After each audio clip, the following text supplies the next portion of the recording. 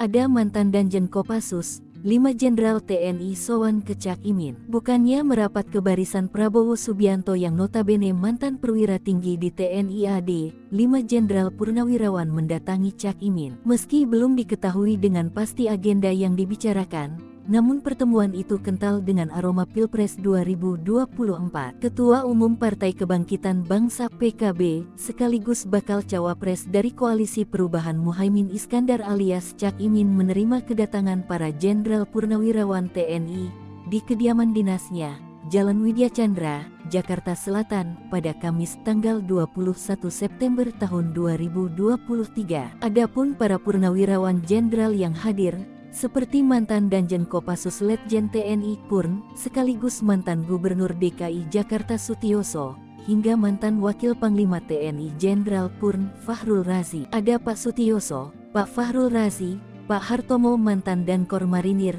kemudian mantan Danjen Kopassus Pak Sunarko, kemudian Pak Syauki, kata Cak Imin, Kamis tanggal 21 September tahun 2023. Cak Imin mengatakan, pertemuan dengan para purnawirawan itu hanya untuk silaturahmi tanpa adanya agenda khusus. Meski begitu, Cak Imin pun mengaku bahwa dirinya dititipkan agenda persatuan dari kelima perwira tinggi Pati TNI tersebut untuk modal pemilihan presiden Pilpres 2024. Lebih lanjut, Cak Imin juga tidak menampik jika dalam pertemuan tersebut turut membahas politik praktis. Dalam pertemuan itu, dirinya mendapatkan arahan serta cerita atau pemikiran dari 5 jenderal tersebut. Kemudian, saat disinggung ada atau tidaknya pembahasan terkait penetapan Ketua Tim Nasional Timnas Pemenangan Anies Cak Imin Koalisi Perubahan, dirinya menepis hal tersebut.